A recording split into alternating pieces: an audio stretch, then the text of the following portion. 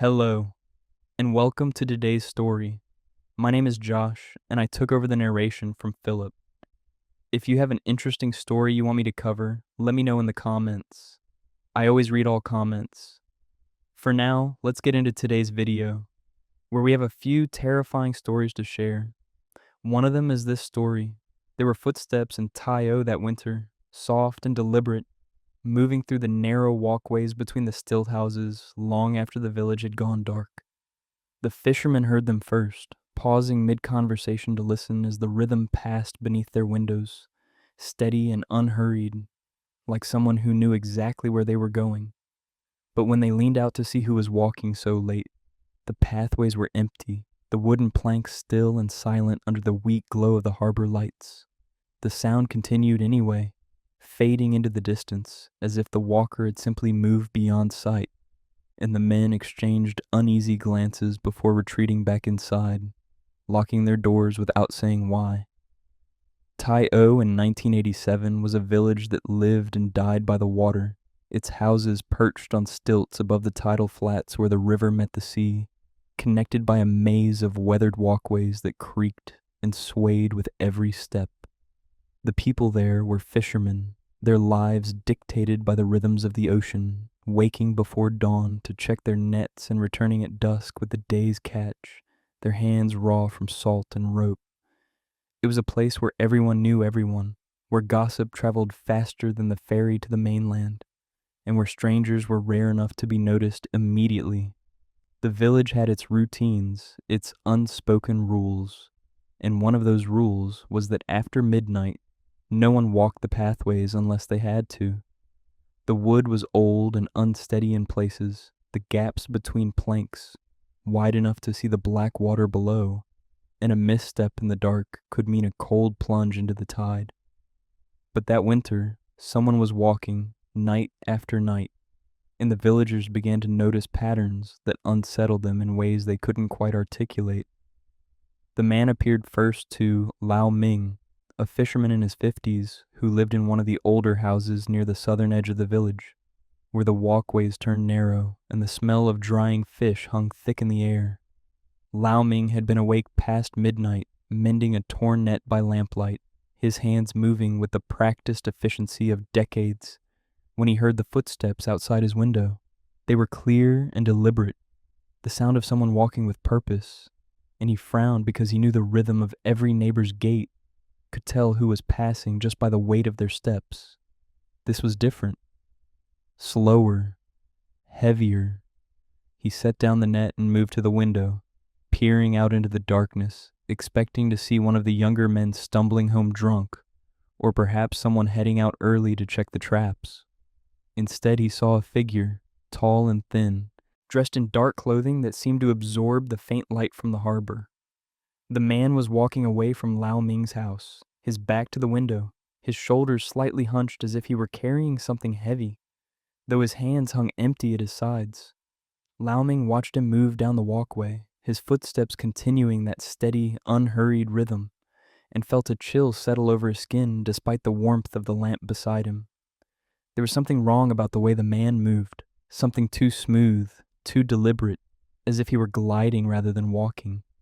Lao Ming called out, his voice sharp and loud in the stillness, asking who was there and where they were going. The figure didn't stop, didn't even pause, just continued down the walkway until it turned a corner and disappeared from view.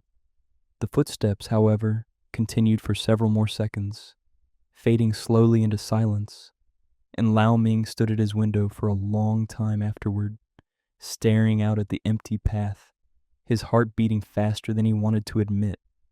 The next night, the footsteps returned, and this time others heard them too. A woman named Choi Lan, who lived 3 houses down from Lao Ming, woke to the sound and lay in bed with her eyes wide open, listening as the steps passed directly beneath her window, so close she could almost feel the vibration through the floorboards. She didn't get up to look, didn't want to see who or what was making that sound, and instead pulled the blanket over her head and waited for it to pass.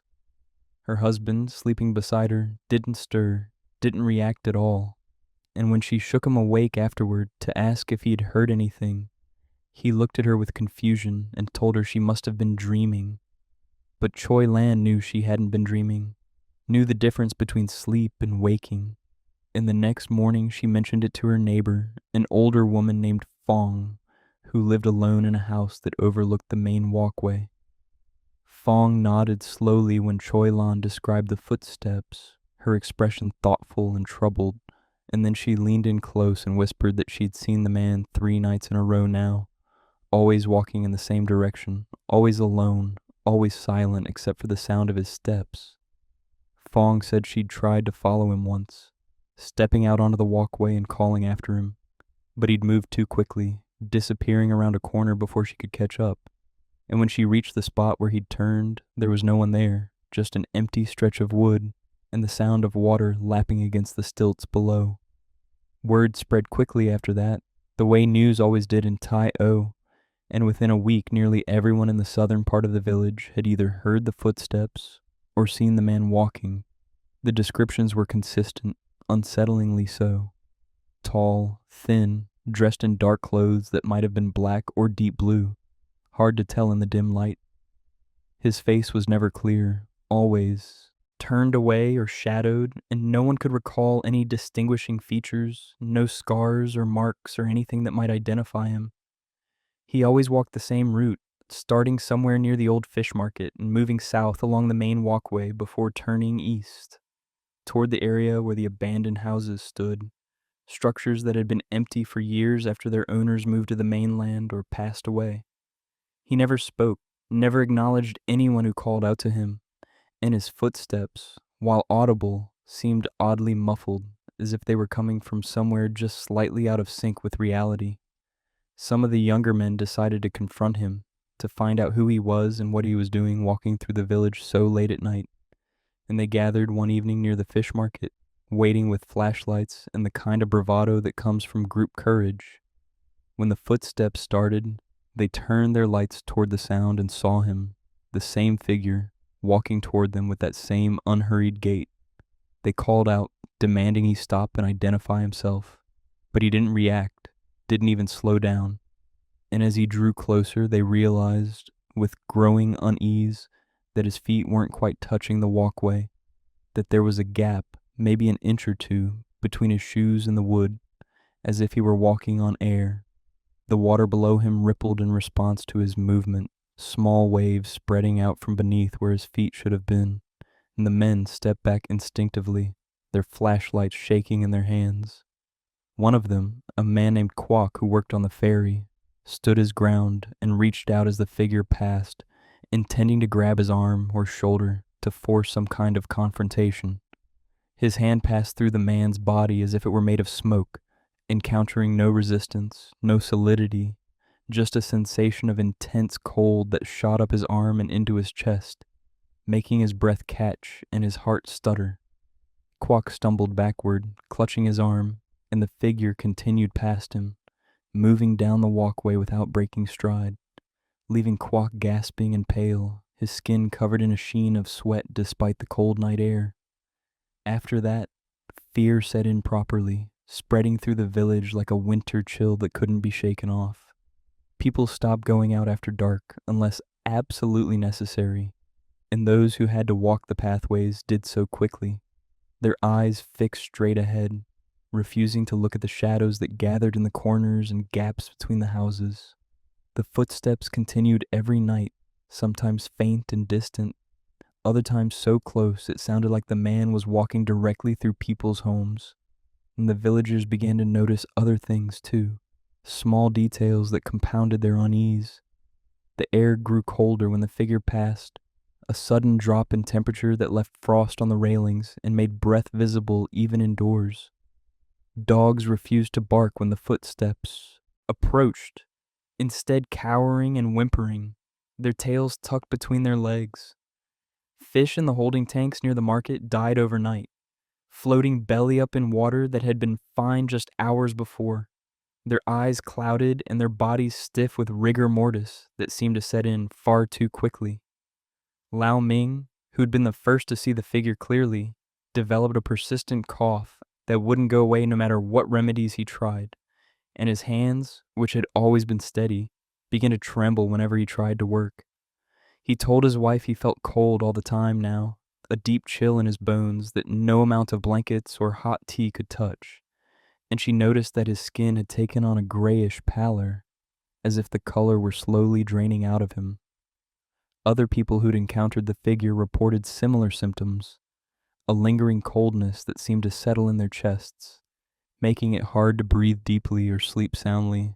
And the village doctor, an elderly man who'd practiced medicine there for 40 years, admitted privately that he had no idea what was causing it or how to treat it. The police were called eventually, summoned by a group of village elders who decided the situation had gone beyond what they could handle on their own, and 2 officers arrived on a gray afternoon, their uniforms crisp and their expressions skeptical in the way of people who expected to find nothing more than superstition and overactive imaginations. They listened to the stories, took notes with perfunctory politeness, and agreed to patrol the village that night to see if they could locate the man everyone was talking about. The officers positioned themselves near the fish market just before midnight, their flashlights ready, their radios crackling with static in the silence. The footsteps started right on schedule, emerging from the darkness like they always did, and the officers saw him immediately, the same tall, thin figure walking down the main pathway toward them. They called out, identifying themselves, ordering the man to stop and show identification. But he didn't respond, didn't even glance in their direction. One of the officers, younger and more aggressive, moved to intercept him, stepping directly into his path with his hand raised, intending to physically block the figure's progress. The man walked straight through him, passing through the officer's body as if he weren't there at all, and the officer gasped and dropped to his knees, his face going white, his hands clutching at his chest. His partner rushed to help him, radioing for medical assistance. And later, when the younger officer could speak again, he described the sensation as feeling like he'd been plunged into ice water, like every cell in his body had frozen for a split second before thawing out all at once. He said he'd seen something in that moment of contact, a flash of images that didn't make sense, a building on fire, screams echoing through smoke, and the overwhelming smell of charred wood and burning flesh. The other officer helped him to his feet, and they followed the figure at a distance, keeping their flashlights trained on him as he walked toward the eastern edge of the village, toward the cluster of abandoned houses that no one had entered in years. The figure led them to a specific shack, small and decrepit, its walls blackened and warped, sitting at the end of a narrow walkway that dead-ended at the water. The officers recognized it immediately as the site of a fire that had occurred decades earlier, sometime in the late 60s if the records were correct. A blaze that had killed a family of 4 and left the structure too damaged to repair or safely demolish. It had stood empty ever since, a reminder of tragedy that the villagers preferred to forget. And now the figure walked directly toward it, his steps never faltering, and then simply passed through the closed door as if it were made of air. The officers approached cautiously, their flashlights illuminating the scorched wood and broken windows.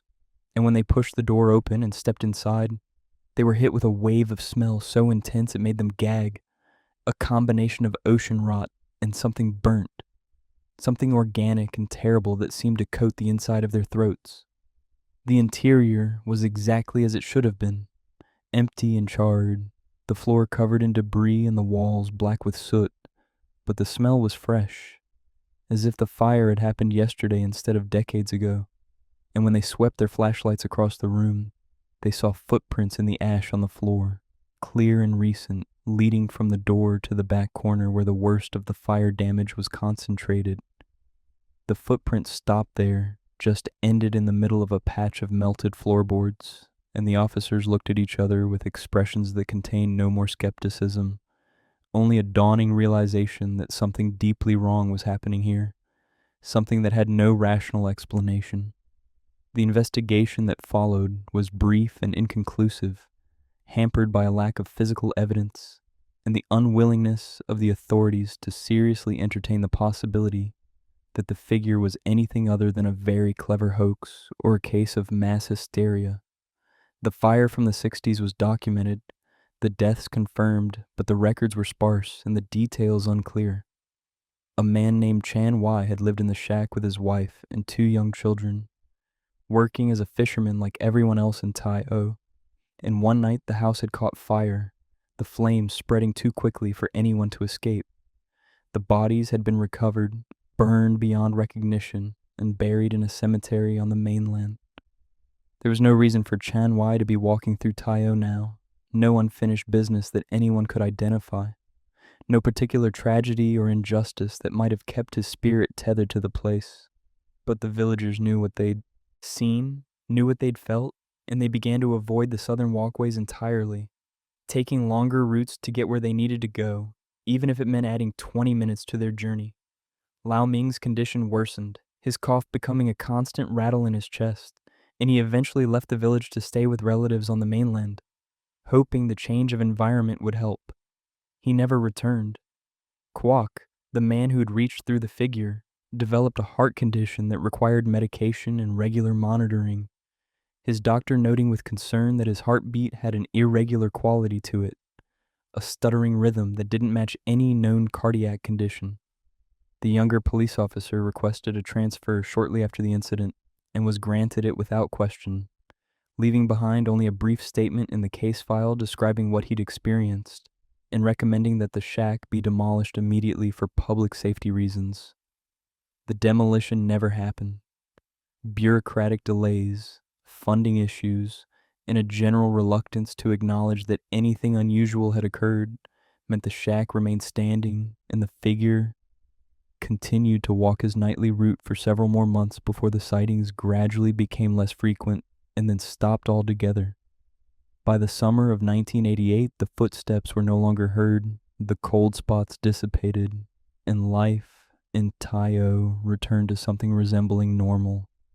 But the memory lingered, passed down through families and whispered about in the way people talk about things they can't quite explain, and the southern walkways never regained their former traffic, remaining quieter and less used than before.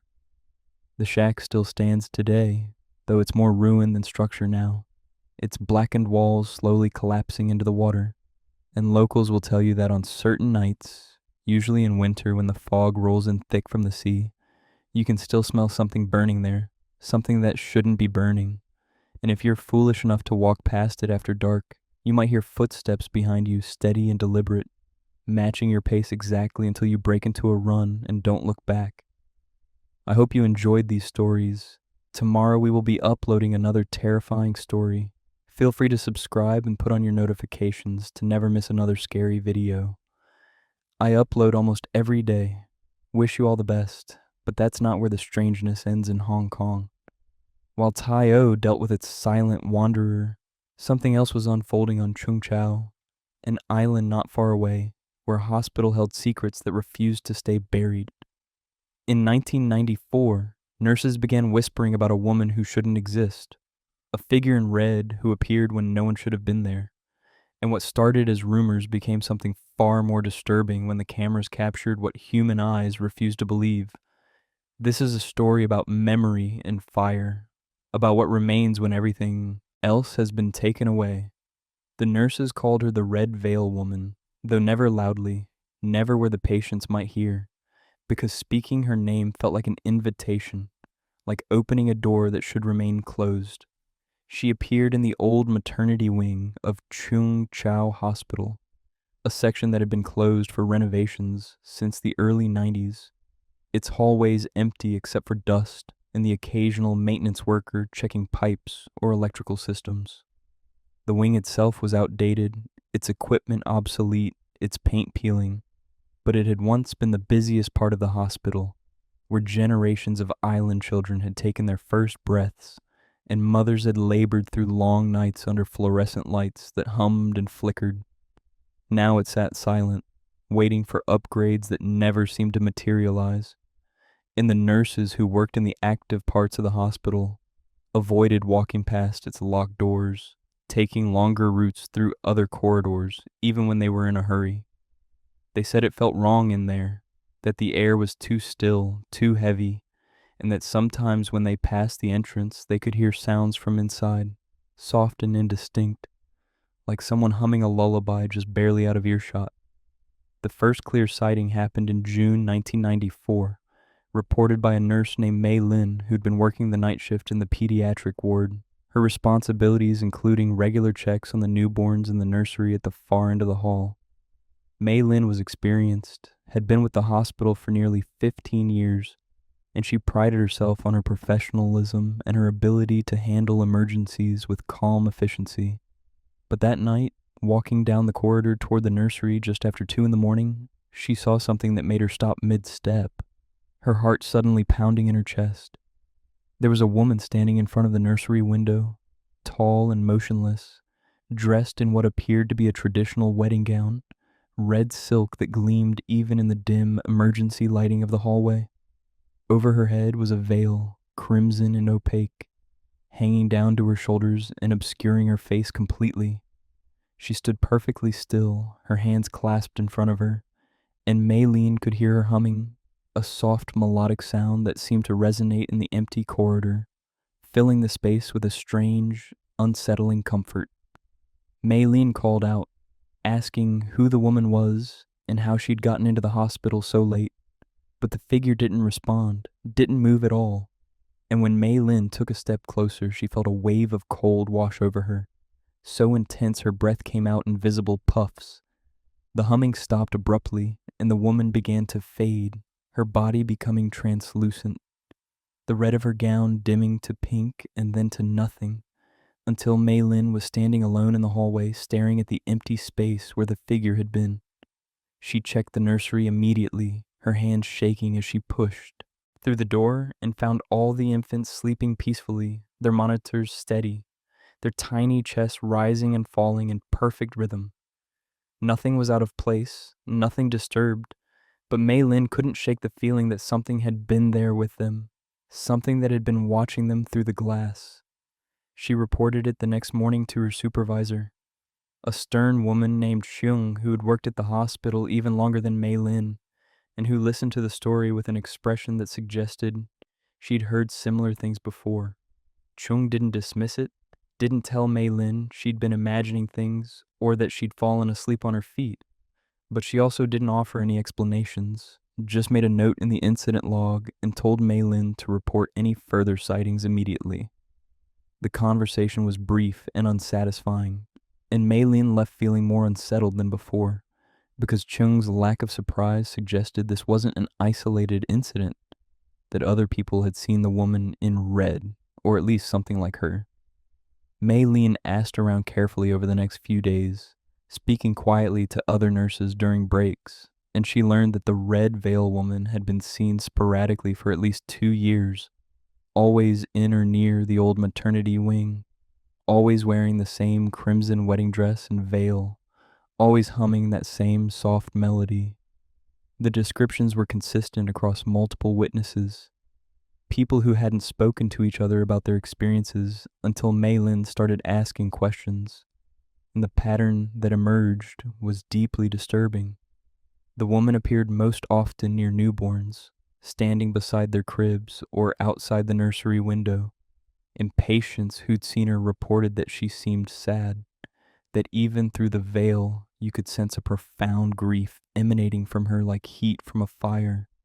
One mother claimed the woman had touched her baby's forehead while she'd been sleeping, leaving behind a small red mark that faded within hours. And another said she'd woken in the middle of the night to find the figure standing at the foot of her bed, humming softly, the veil swaying slightly as if moved by a breeze that didn't exist. The hospital administration was informed, though reluctantly, and they ordered a review of the security footage from the nights when sightings had been reported, hoping to find a rational explanation, perhaps a confused visitor or someone playing a prank. What they found instead raised more questions than it answered. The footage showed the hallways empty during the times in question, the corridors deserted except for the occasional nurse passing through on their rounds. But there were anomalies, moments where the cameras seemed to glitch or lose focus, the image distorting briefly before returning to normal. In one clip, taken from the camera positioned outside the nursery, There was a clear visual disturbance at exactly the time Marlene had reported seeing the woman. A blur of red in the frame that looked like fabric moving, like someone walking past the camera. But when they reviewed it frame by frame, there was no one there, just the distortion and then nothing. Other clips showed similar phenomena, brief moments of interference that coincided with reported sightings. And the technical staff who reviewed the footage admitted they had no explanation for what was causing it, that the equipment was functioning normally and there was no evidence of tampering or malfunction. The administration decided to keep the findings quiet, not wanting to alarm staff or patients, and they issued a memo reminding everyone to report unusual activity, but offering no acknowledgement of what that activity might actually be. The situation escalated in late August when a renovation team was finally brought in to begin work on the old maternity wing. A crew of contractors who'd been hired to remove the old flooring and install new tiles throughout the section. They started work early one morning, tearing up the linoleum in the main hallway, and within hours they'd uncovered something that stopped them cold. Beneath the flooring, etched into the concrete foundation, were scorch marks, black and deep, forming patterns that looked almost deliberate, like someone had burned symbols or shapes into the floor before it was covered. The marks were extensive, spreading out from a central point near what had been the delivery room, and mixed in with them were fragments of melted glass, small beads of it fused to the concrete, glinting in the work lights the crew had set up. The foreman called the hospital immediately, unsure how to proceed, and within an hour the area was cordoned off while administrators and a structural engineer examined the findings. The scorch marks were old, decades old by the look of them, and the melted glass suggested a fire hot enough to reach temperatures that shouldn't have been possible in a hospital setting. But there was no record of any fire in that wing, no incident reports or insurance claims, nothing in the hospital's archives that mentioned damage or repairs related to flames. The discovery prompted a deeper investigation, and hospital records from the 70s and 80s were pulled from storage and reviewed in detail. What they found was a gap, a conspicuous absence of documentation for a 6-month period in 1979, right around the time the old maternity wing would have been in full operation. Files that should have been there were missing, and the few reports that did exist from that time were vague and incomplete, mentioning only that the wing had been closed temporarily for maintenance and then reopened without further explanation. Elderly staff members who'd worked at the hospital during that period were tracked down and interviewed, and one retired nurse named Wong finally provided context, though she was clearly reluctant to talk about it. She said there had been a fire in 1979, a small one that had started in one of the storage rooms late at night, and it had spread to the delivery room before it was brought under control. No one had died, she insisted, but there had been the complications, things that weren't widely discussed afterward.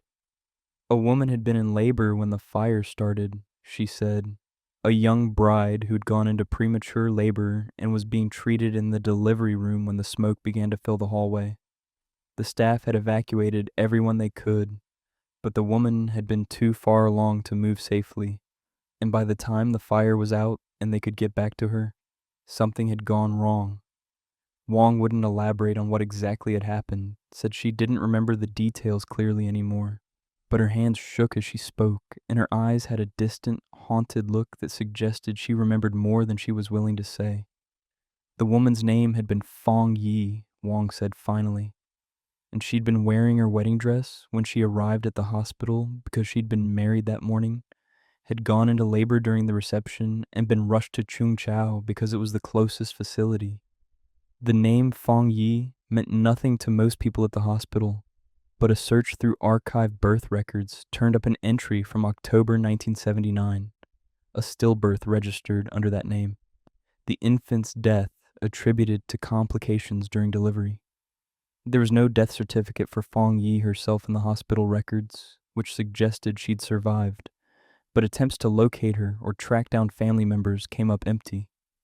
No one seemed to know what had happened to her after that night, whether she had left the island or simply disappeared into the anonymity of Hong Kong's sprawling population.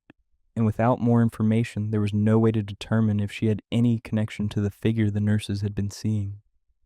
But the timing fit. The details aligned in ways that were hard to ignore, and the discovery of the scorch marks beneath the flooring added a physical reality to what had previously been dismissed as superstition or stress-induced hallucinations. The renovation work was suspended while the hospital decided how to handle the situation, and the old maternity wing was sealed off again, its doors locked and marked with warning signs about structural integrity issues, though everyone knew the real reason they didn't want anyone going in there. The sightings intensified after the scorch marks were uncovered, as if disturbing the floor had disturbed something else, something that had been resting quietly until it was reminded of its presence. Nurses reported seeing the red veil woman multiple times a week now, no longer just near the nursery, but throughout the hospital, in hallways and patient rooms, always appearing suddenly and always fading away just as quickly. She was seen standing beside incubators in the neonatal intensive care unit, her veiled head bowed as if in prayer, and mothers recovering from difficult births woke to find her sitting in the chair beside their beds, humming the same melody, her hands folded in her lap. The humming was always the same, a lullaby that no one could quite place, familiar and foreign at the same time, and it had an effect on people who heard it, making them feel inexplicably sad, filling them with a sense of loss they couldn't explain. One nurse broke down crying after hearing it, unable to articulate why she felt so devastated, and a patient's husband became so agitated after encountering the figure that he had to be sedated. The hospital brought in a priest to perform a blessing, a quiet ceremony that was conducted after hours when most of the staff had gone home, and for a few days afterward the sightings stopped, the hallways returning to their normal quiet.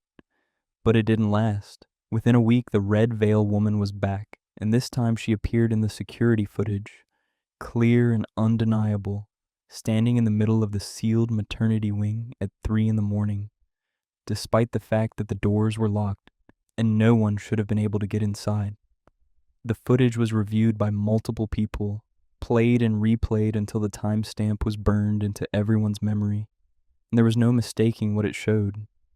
The woman stood in the center of the hallway, exactly where the scorch marks had been found beneath the floor. Her red dress vivid against the gray walls, her veil hanging perfectly still despite the air circulation that should have moved it. She stood there for nearly 15 minutes, not moving, not doing anything, just standing, and then she turned slowly, her body rotating with an unnatural smoothness, and walked directly toward the camera, her face still hidden behind the veil. As she approached, the image began to distort, the same interference that had appeared in earlier footage, but this time it was more severe, the entire frame flickering and pixelating until the woman filled the screen, her veiled face pressed close to the lens, and then the feed cut out completely, going black for exactly 30 seconds before returning to show an empty hallway. Behind her, visible just before the feed died, the other cameras in the wing captured something that made everyone who saw it go quiet. Standing in the doorway of every room along that corridor, motionless and silent, were more figures in red, dozens of them, all wearing the same wedding dress and veil, all facing the camera, and then they were gone, vanished when the feed returned, leaving only empty doorways and the lingering question of what they'd been doing there, what they wanted, and why they'd chosen that moment to reveal themselves. The hospital administration shut down access to the security footage after that, classifying it as part of an ongoing investigation and refusing to discuss it publicly, and the renovation of the old maternity wing was canceled indefinitely, the area left sealed and undisturbed. The sightings continued sporadically for several more months, though with less frequency, and gradually the red veil woman faded back into rumor and whispered stories, the kind of thing people mentioned in hushed tones but didn't dwell on. Marlene transferred to a different hospital on the mainland, unable to continue working in a place where she'd seen something that defied every rational explanation she'd ever relied on, and other staff members followed over the next year. citing personal reasons or career opportunities elsewhere. Chung Chau Hospital still operates today, though the old maternity wing remains closed, its doors locked and its windows covered, and new staff members are told it's being held for future development, that budget constraints have delayed any renovation plans. But the older nurses know better, and they tell the new ones, quietly and carefully, to avoid that section of the building, to take the long way around even if it's inconvenient, and to never, under any circumstances, go there alone at night. Because sometimes, when the hospital is quiet and the halls are empty, you can still hear humming coming from behind those locked doors, soft and sad and persistent, a lullaby for children who were never born and a mother who never got to hold them. And if you press your ear to the door and listen carefully, you might hear more than one voice joining in the song, a chorus of grief that echoes through decades and refuses to be silenced. I hope you enjoyed these stories. Tomorrow we will be uploading another terrifying story. Feel free to subscribe and put on your notifications to never miss another scary video. I upload almost every day. Wish you all the best. And while these stories already seem unbelievable, what comes next takes horror to a darker and more mysterious level. Because in the next part, the things that begin as coincidences twist into something far more terrifying. We'll explore places where the living and the dead exist in spaces that shouldn't overlap, where the rules we think govern reality bend and break in ways that leave permanent marks on those who witness them. If you want to, there's a link to buy me a coffee in the description. Only if you want to, of course. I already appreciate you listening to my videos. But for now, prepare yourself, because the next stories will challenge everything you thought you understood about what's possible and what isn't. The security guard at Sheng Shui Station noticed him first on a Tuesday night in March. A young man in business attire, standing alone on the southbound platform long after the last train had departed for the evening. The station was empty by then, the usual rush of commuters having cleared out hours earlier, and the platform should have been deserted except for maintenance staff doing their final checks before the system shut down for the night. But there he was, standing near the yellow safety line, his briefcase at his feet, staring down the tunnel as if waiting for something that was definitely not coming. The guard, a man named Leung, who'd worked the night shift at Sheng Shui for nearly a decade, approached him carefully, calling out to let him know the station was closing and the next train wouldn't arrive until morning. The young man didn't respond, didn't even glance in Leung's direction, just kept staring into the darkness of the tunnel, his posture tense and expectant. Leung got closer, close enough to see the man's face clearly under the fluorescent lights, and he noticed the office worker was checking his watch repeatedly, lifting his wrist and studying the time with what seemed like growing anxiety, as if he were running late for something important and couldn't understand why the train was delayed. Sheng Shui Station in 2011 was one of the busiest stops on the East Rail Line, serving as a major interchange between Hong Kong and the mainland. A constant flow of commuters and travelers passing through its platforms from early morning until late at night. The station itself was modern and well-maintained, its platforms wide and clean, its signage clear and multilingual, designed to handle the thousands of people who used it daily.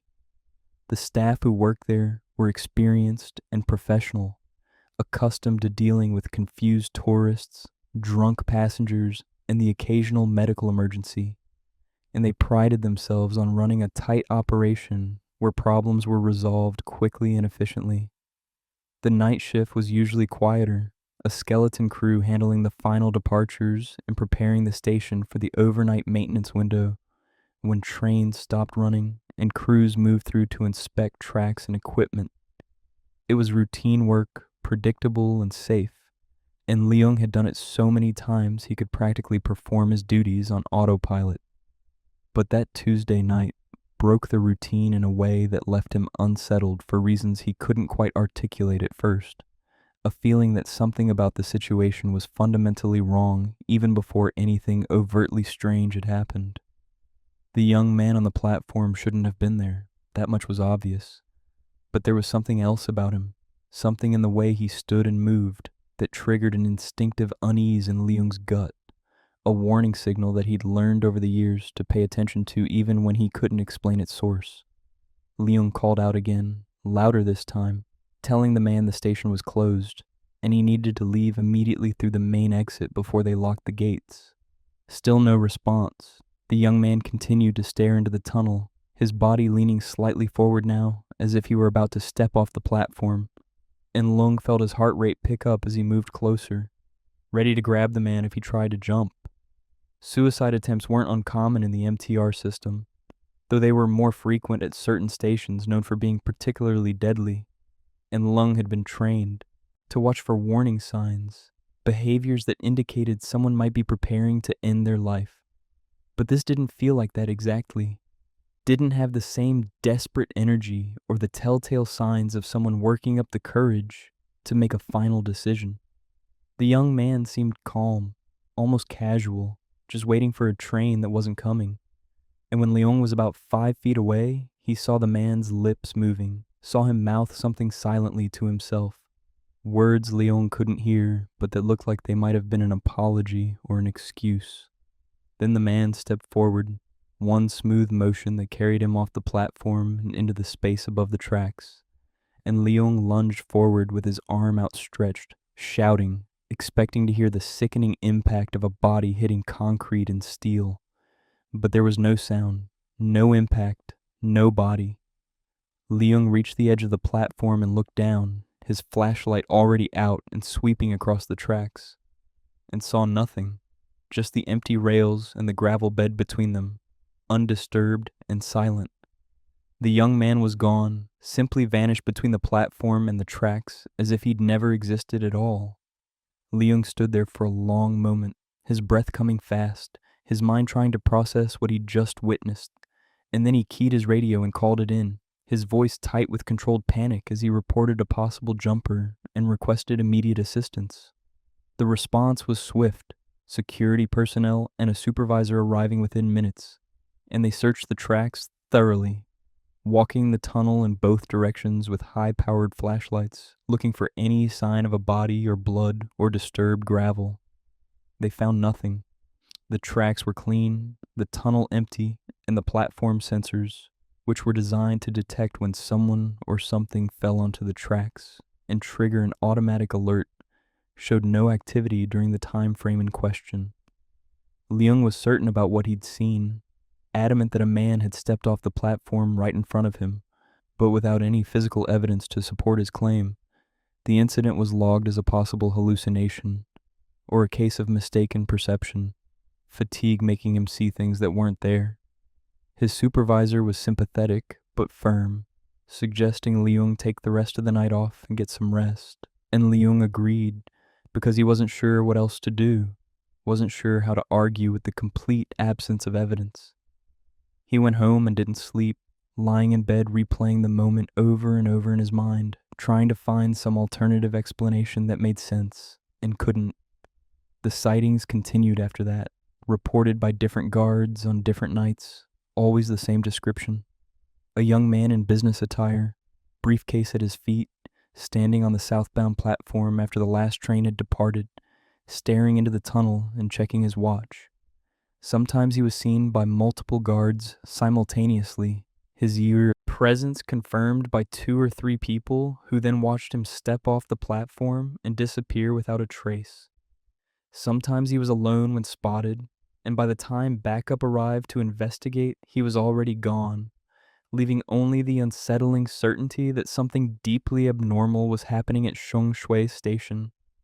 The guards began to dread the night shift, especially the final hours when the station was empty and the platforms echoed with the absence of human activity, and they took to patrolling in pairs, refusing to walk the southbound platform alone. Management was informed, incident reports filed, and security footage was reviewed, but the cameras showed nothing unusual during the times when sightings were reported, just empty platforms and normal operations. No sign of anyone standing where the guards insisted they'd seen the young man waiting. The discrepancy between eyewitness accounts and video evidence was troubling, suggesting either mass hallucination or equipment malfunction, and neither explanation was satisfactory. Additional cameras were installed, aimed specifically at the area where the sightings occurred most frequently, and the technical team verified that all systems were functioning properly, that there were no blind spots or recording errors that might explain the anomaly. One of the guards, a woman named Chan, who'd transferred to Sheng Shui from another station 6 months earlier, decided to do some research, digging through old incident reports and news archives to see if anything similar had been reported before. What she found was a death record from March 2010, exactly 1 year before the first sighting, detailing an accident at Sheng Shui Station involving a young office worker named Wang Qin-ming. According to the report, Wang had been waiting for the last train on a rainy evening, standing on the southbound platform, when he'd slipped on the wet surface and fallen onto the tracks. The fall itself hadn't killed him, but before he could climb back up, a late-running train had entered the station and struck him, the driver unable to stop in time. Wang had died instantly, his body recovered from the tracks by emergency services, and the incident had been ruled accidental, the result of poor weather conditions and unfortunate timing. There was a photograph attached to the report, taken from Wang's work identification card, and Chan felt her stomach drop when she saw it because she recognized the face immediately. It was the same man she'd seen on the platform 3 nights earlier, the same sharp features and serious expression, the same style of business suit and briefcase. She showed the photograph to Lung and the other guards who'd reported sightings, and they all confirmed it. That was him. That was the man they'd been seeing, and the realization settled over them like a cold weight, heavy and inescapable. The pattern became clear once they knew what they were looking at.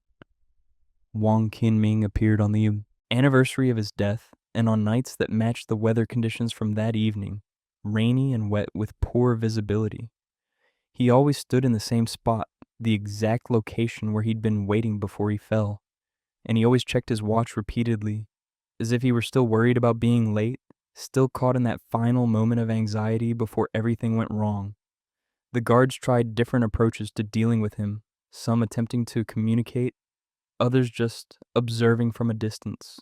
But nothing changed his behavior, nothing altered the sequence of events that played out the same way every time. He would stand, he would wait, he would check his watch, and then he would step forward into the space above the tracks and vanish, repeating his death over and over in a loop that seemed to have no end. The station management consulted with a Buddhist monk. A quiet ceremony was performed on the platform during off hours. Incense burned and prayers offered for Wang's spirit to find peace and move on. But the sightings continued unchanged, suggesting that whatever was keeping Wang tethered to that place was stronger than ritual or prayer could address. The situation took a darker turn in September when one of the newer guards, a young man named Tang, who'd only been working at Sheng Shui for a few weeks, encountered Wang on the platform during his first solo night shift. Tang had been briefed about the sightings, but had dismissed them as superstition or the product of overactive imaginations, and he approached Wang with confidence when he spotted him standing near the yellow line, intending to firmly escort him out of the station and prove to the older guards that there was nothing supernatural happening here. Tang walked right up to Wang, close enough to touch him, and said something loud and authoritative about the station being closed, and Wang turned to look at him for the first time since the sightings had begun.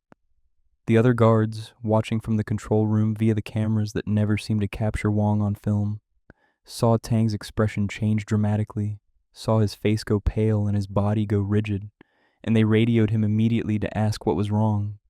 But Tang didn't respond.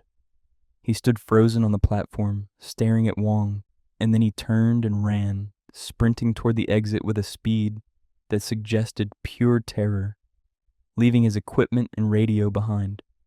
When they caught up with him outside the station, Tang was hyperventilating, his hands shaking so badly he couldn't hold a cup of water, and it took nearly 20 minutes before he could speak coherently enough to describe what had happened. He said when Wang turned to look at him, he'd seen the man's eyes, and they'd been wrong, completely wrong, not the eyes of a living person, but something else, something empty and aware at the same time, and looking into them had felt like falling, like being pulled into a space that had no bottom and no light. Tang said he'd seen something in those eyes, a flash of the moment Wong died, had felt the impact of the train and the desperate, futile realization that it was too late to move, too late to save himself, and the sensation had been so visceral, so real, that Tang was convinced for several long seconds that he was the one dying on the tracks. He quit that night, refused to go back inside the station even to collect his belongings, and his replacement was told nothing about the incident. Management deciding it was better to keep new employees ignorant of the situation, rather than risk scaring them off before they'd even started. The truth about Wong's death began to emerge gradually as Chan continued her research, speaking to people who'd known him and tracking down witnesses to the accident. What she learned complicated the narrative significantly. Wong had been under immense pressure at work, his job at a trading firm requiring long hours and producing constant stress, and he'd been struggling with depression, though he'd hidden it well enough that most of his colleagues hadn't noticed. The night he died, he'd left work late after a particularly difficult meeting where he'd been blamed for a client's financial losses, and several coworkers remembered him seeming especially withdrawn and quiet as he packed up his desk. His girlfriend had tried to call him multiple times that evening, worried because he'd sent her a strange text message earlier that had sounded like a goodbye. But Wong hadn't answered, had already been on his way to Sheng Shui Station by then. The question that haunted Chan as she pieced together these details was whether Wong's fall had truly been an accident, or if he'd stepped off that platform intentionally, choosing the tracks over whatever waited for him at home or at work the next day. The official report said accident, but the circumstances suggested something more deliberate, and if Wong had jumped, if he'd chosen to die, then his spirit's endless repetition of that moment took on a different meaning, less like haunting and more like punishment, a soul trapped in the consequences of its own decision, and unable to escape no matter how many times it tried. The station administration eventually acknowledged the situation internally, though never publicly, and a policy was implemented to avoid scheduling solo guards on the southbound platform during the hours when Wong typically appeared. The sightings became normalized, part of the station's unofficial history, something the veteran guards knew about and accepted without necessarily understanding, and new employees learned about it eventually, either through direct experience or through hushed conversations in the break room. Wong Kin-ming continued to appear, his presence steady and predictable, and the guards stopped trying to interact with him or change what was happening, recognizing that some things were beyond their ability to fix or control. The platform sensors never registered his presence, the cameras never captured his image, but the human witnesses remained consistent and credible, their accounts matching across dozens of separate incidents. And the weight of that collective testimony couldn't be dismissed no matter how much the evidence suggested it should be impossible. Leung, who had been the first to see Wong and report it, eventually accepted that he would carry the memory of that night for the rest of his life, that watching someone step into nothingness and vanish would be something his mind returned to during quiet moments, a question with no answer and a mystery with no solution. He stayed at Sheng Shui Station, kept working the night shift, because leaving felt like surrender, and he wasn't ready to admit that fear could drive him away from a job he'd done well for a decade. But he never walked the southbound platform alone after midnight on rainy nights in March, never put himself in a position where he might have to look into those empty, aware eyes again and feel whatever Tang had felt, that sensation of falling into death itself and finding no bottom, no end, just an eternal repetition of the worst moment of someone's life playing out forever in the fluorescent lit emptiness of a train station that never forgot its dead. I hope you enjoyed these stories. Tomorrow we will be uploading another terrifying story. Feel free to subscribe and put on your notifications to never miss another scary video. I upload almost every day. Wish you all the best. Yet as disturbing as it is to witness a spirit trapped in the final moments of death, there are places where the horror is even more visceral.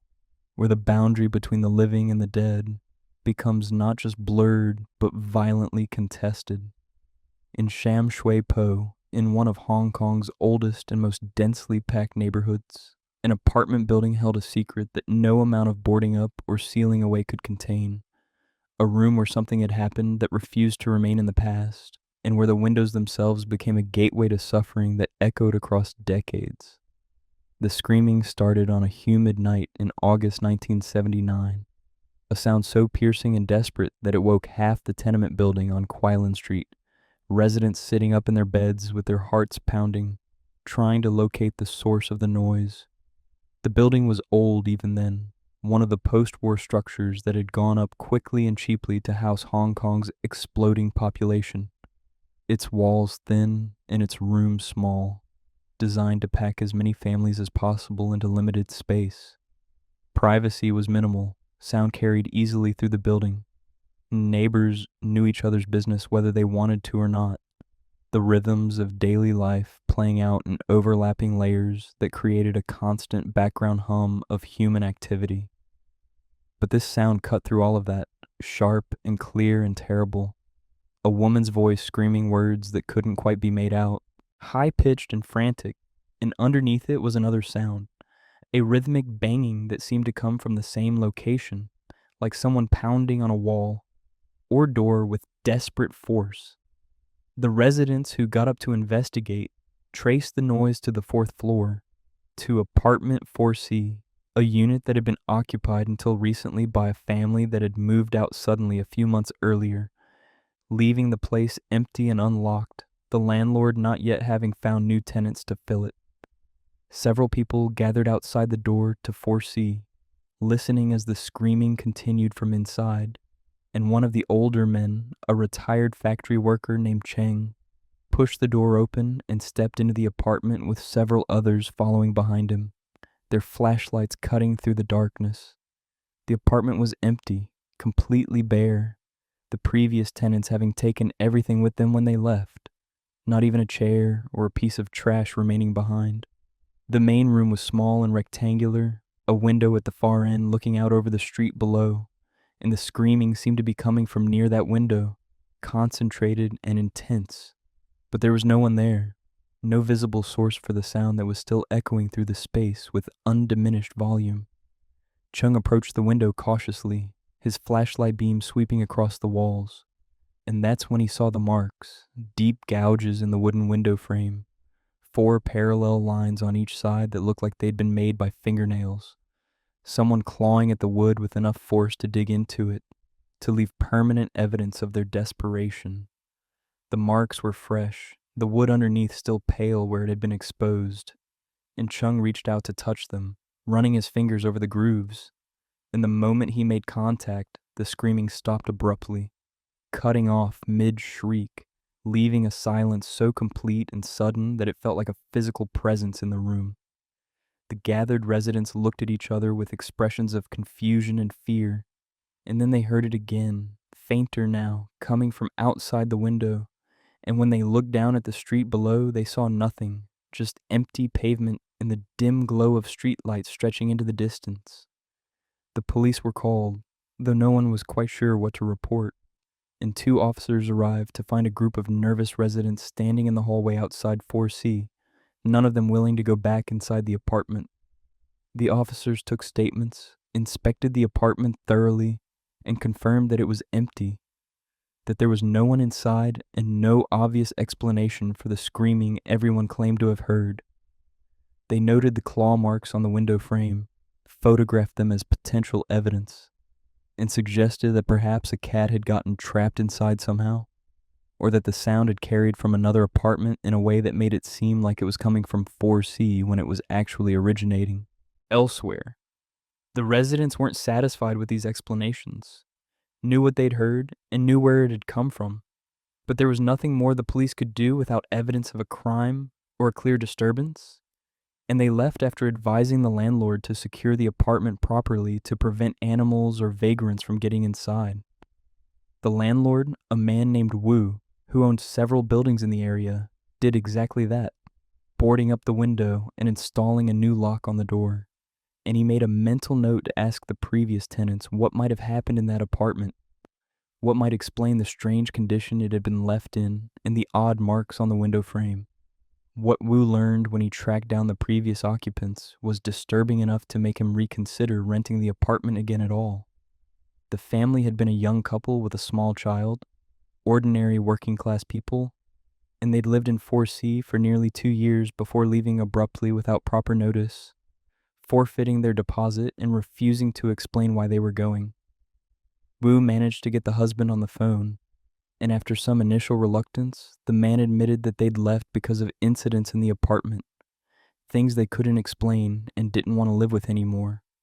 The wife had started having nightmares, he said, terrible dreams where she was trapped in the apartment and couldn't get out, where something was chasing her and she was scratching at the windows trying to escape, her fingernails breaking as she clawed at the glass and wood.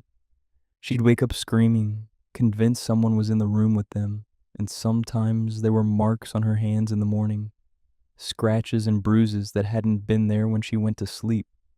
It had gotten worse over time, the nightmares becoming more frequent and more vivid, until she had refused to sleep in the apartment at all, staying up all night or going to her mother's house. And eventually they decided they had no choice but to leave, to find somewhere else to live, even if it meant losing money and breaking their lease. The husband said he'd done some research after they moved out, talking to other people in the building, and he'd learned that there had been a death in 4C years earlier, sometime in the 60s. A woman who'd lived there alone and who died in circumstances that weren't entirely clear, found dead in the apartment after neighbors noticed a smell and called the authorities. Wu hung up feeling unsettled, wondering if he should have the apartment blessed or cleansed somehow. But he was a practical man who didn't put much stock in superstition, and he decided instead to simply leave it vacant for a while, let time pass and see if the problems resolve themselves. The screaming returned 2 weeks later, and this time it was accompanied by something visual that made it impossible to dismiss as imagination or audio tricks. Multiple residents saw it, standing in the street and looking up at the building just after sunset, a light inside 4C that shouldn't have been possible because the electricity had been disconnected after the previous tenants left. The light was dim and flickering, moving across the walls as if someone were walking through the apartment with a candle or lamp, and silhouetted against the boarded window was a shape, clearly human, clearly female, arms raised and hands pressed against the boards from the inside. The figure was banging on the window, the sound audible even from the street, a desperate rhythmic pounding accompanied by muffled screaming that seemed to come from behind the boards, trapped inside the sealed apartment. The residents called the police again, and this time when officers arrived, they broke down the door to 4C, convinced someone had gotten inside and was in distress. But they found the apartment exactly as it had been left, empty and dark, no signs of forced entry, no evidence that anyone had been inside at all. The electricity panel was checked and confirmed to be disconnected, no power running to the unit, and yet multiple witnesses had seen light and movement, had heard the screaming and banging clearly, and the discrepancy between what they had experienced and what the physical evidence showed created a tension that no one quite knew how to resolve. The incidents continued through the fall and into winter, occurring sporadically but regularly enough that the building's residents began to anticipate them, listening for the first signs of screaming and watching the fourth-floor windows after dark to see if the light would appear. The pattern was consistent, always the same sequence, the screaming starting first, then the light, then the shadow at the window pounding and clawing, and then silence, everything stopping as abruptly as it had begun. The landlord Wu finally hired a Buddhist monk to perform a proper cleansing ceremony, incense and prayers and offerings meant to help any trapped spirits find peace and move on. But the ritual had no apparent effect, the incidents continuing unchanged afterward. Wu then tried sealing the apartment more thoroughly, having construction workers install metal sheets over the windows and reinforce the door, essentially entombing the space and making it inaccessible, and for a while that seemed to work. several months passing without any new reports of screaming or lights. But in the spring of 1980, it started again, worse than before, the screaming now audible from outside the building, echoing down Quaylen Street late at night, and the metal sheets over the windows glowed with that same inexplicable light, the silhouette visible through the solid metal as if it were translucent, a woman's form still trapped and still trying desperately to escape. A journalist from one of the local papers got interested in the story after hearing about it from a friend who lived in the building, and he spent several weeks researching the history of the apartment and the building itself, trying to find some rational explanation for what was happening, or at least to document the phenomenon thoroughly. What he discovered was a death that had been poorly documented and largely forgotten, buried in police files from 1968 when record-keeping was less rigorous, and follow-up investigations were often cursory. A woman named Lee Weiling had lived alone in apartment 4C, working as a seamstress and keeping to herself, rarely interacting with neighbors beyond polite greetings in the hallway. In June 1968, during a period of particularly hot weather, neighbors noticed a smell coming from her apartment and called the building manager, who opened the door with a spare key and found Lee dead inside, her body in an advanced state of decomposition, lying near the window as if she'd been trying to reach it or open it when she died. The official cause of death was listed as natural causes, possibly heat stroke or heart failure, but the condition of the apartment suggested something more disturbing had occurred. The window had been stuck shut, painted over years earlier, and impossible to open without tools, and there were deep scratch marks all around its frame, evidence that Lee had tried desperately to force it open, had clawed at the wood and glass until her fingers bled, her final moments spent in increasing panic as she realized she was trapped. The temperature in the apartment had been measured at over 40 degrees Celsius when her body was found, the small space essentially acting as an oven during the heat wave, and investigators theorized she'd been trying to get the window open to let in air, to cool down the suffocating space, but had been unable to do so and had succumbed to heat exhaustion and dehydration. The journalist published his findings in a small article that got limited attention at the time, but it provided context that made the current incidents feel less random and more like a specific echo of trauma, a death so desperate and afraid that it had somehow imprinted itself on the physical space where it occurred. Lee Weiling had died trying to escape apartment 4C, trapped by circumstances and bad luck in a window that wouldn't open, and now, years later, that same desperate attempt to escape was replaying itself, visible and audible to anyone who happened to be paying attention. The building's residents didn't find this explanation comforting, didn't like the idea that they were living in proximity to such concentrated suffering, and several families moved out over the next year, finding accommodations elsewhere despite the difficulty and expense of relocating in Hong Kong's tight housing market. The building's reputation suffered, new tenants became harder to find, and Wu eventually sold the property at a loss to a developer who planned to renovate the entire structure, modernizing it and hopefully erasing whatever psychic residue had accumulated in apartment 4C. The renovation began in 1982, and the construction crew approached 4C with caution, having been briefed by Wu about the apartment's history, though most of them dismissed it as superstitious nonsense until they started actually working on the space. The moment they removed the metal sheets from the windows, several workers reported feeling intensely cold despite the summer heat, a chill that seemed to emanate from the window frames themselves, and when they pried away the boards underneath, they found more claw marks, fresh ones, as if someone had continued trying to escape even while the window was sealed, even when there was no possible way for anyone to have been inside. The marks were deep, deeper than the original ones Chung had found, and the wood around them was discolored, stained with something that looked like dried blood, but which testing later revealed to be nothing identifiable, some organic substance that didn't match any known material. The crew worked quickly after that, uncomfortable with the space and eager to finish their job and move on, and they gutted the apartment completely, removing walls and floors and essentially reducing it to a concrete shell before rebuilding it from scratch. The renovation was completed by the end of summer. New walls and windows and fixtures installed, everything fresh and modern and bearing no resemblance to what had been there before. The screaming stopped after the renovation, no more incidents reported for nearly 2 years, and the building seemed to return to normal. The story of apartment 4C fading into local legend, something old-timers mentioned occasionally but which new residents knew nothing about.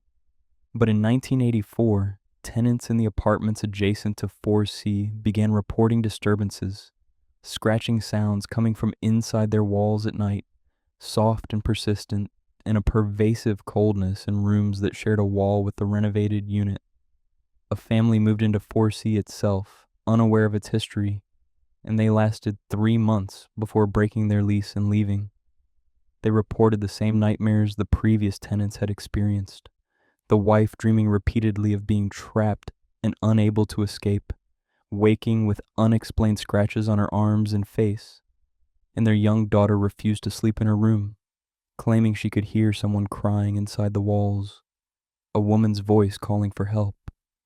Wu was contacted again, though he no longer owned the building, and he confirmed that yes, the problems had returned, that whatever had been in 4C couldn't be removed by construction or renovation, was somehow intrinsic to that specific space, bound to it in ways that made physical alterations irrelevant. The apartment has changed hands multiple times since then.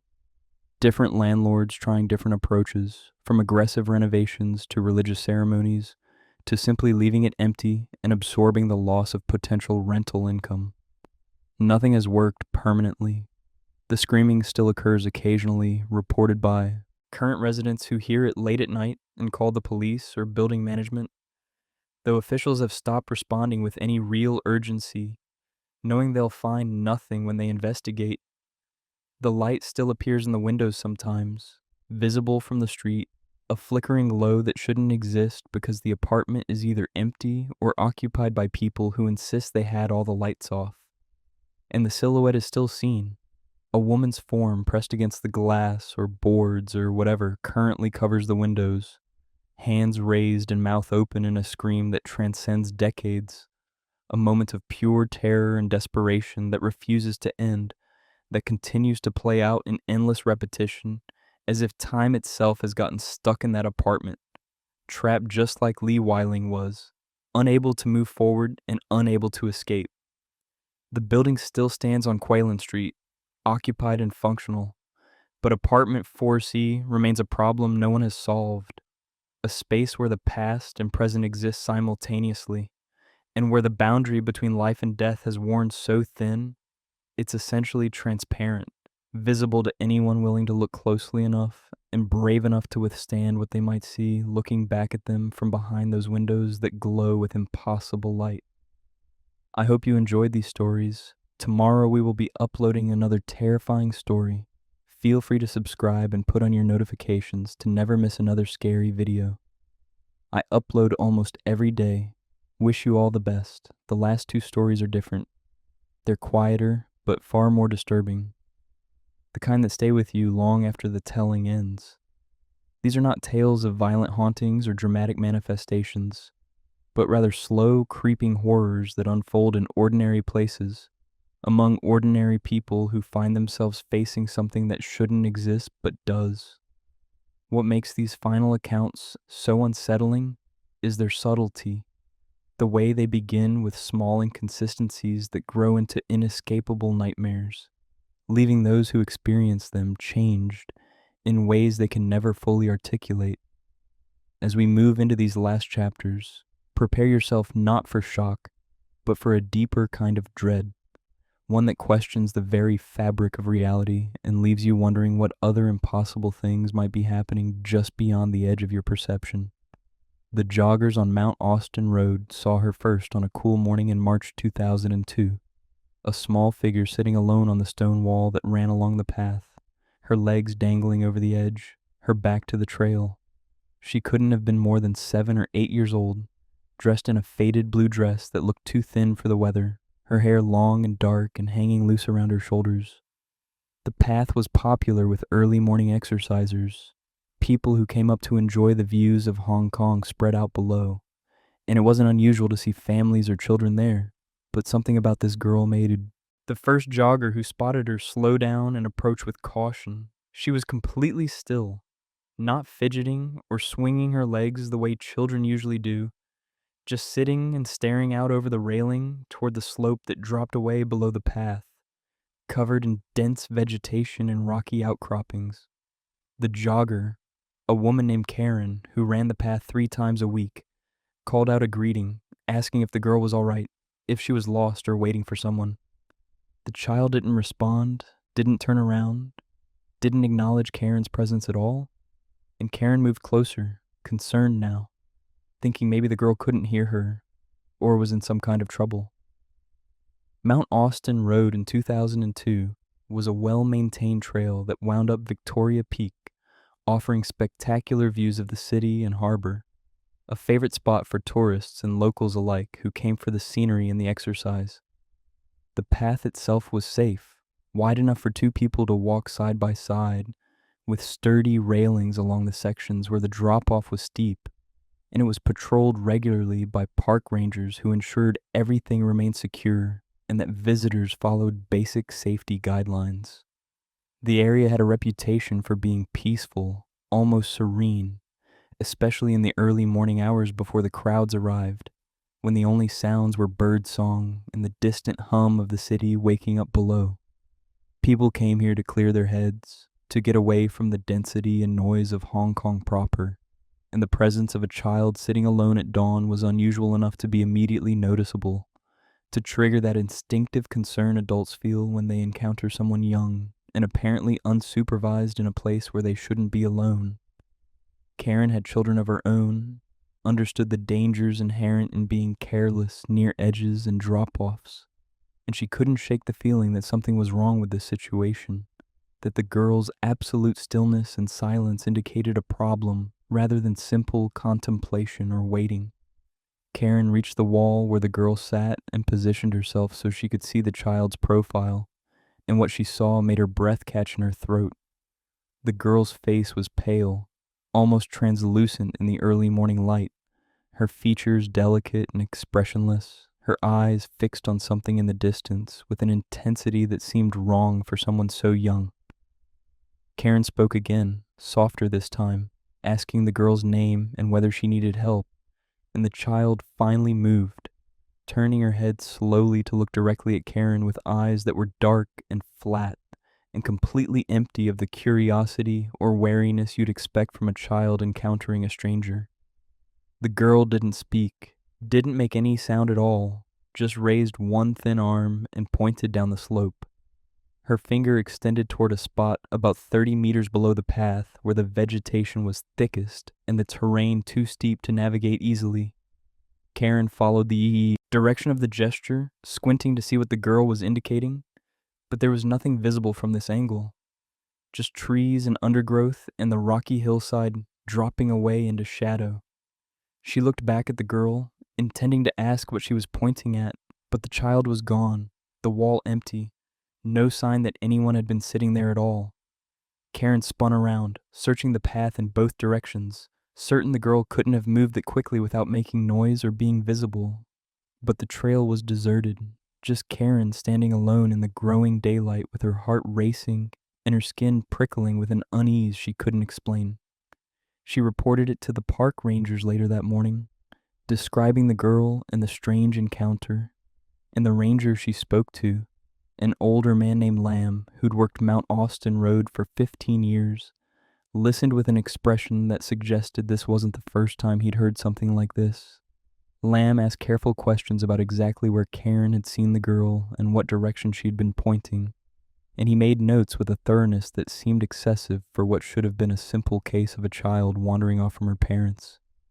Karen asked if there had been other sightings, if other people had seen the girl, and Lamb hesitated before admitting that yes, there had been reports over the years, sporadic but consistent, always describing the same child in the same location, always pointing toward the slope below.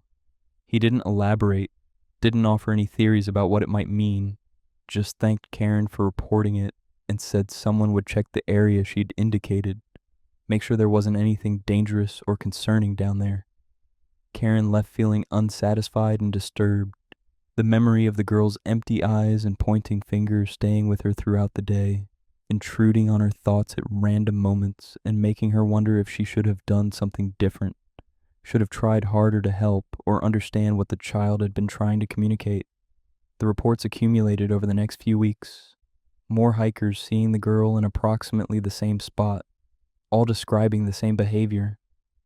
She would be sitting on the wall, silent and still, and when approached, she would point down the slope before vanishing, sometimes so quickly it seemed impossible, sometimes fading gradually, as if she were dissolving into the air itself. None of the witnesses knew each other, their sightings independent and unrehearsed, which gave their accounts a weight that couldn't easily be dismissed as rumor or mass suggestion.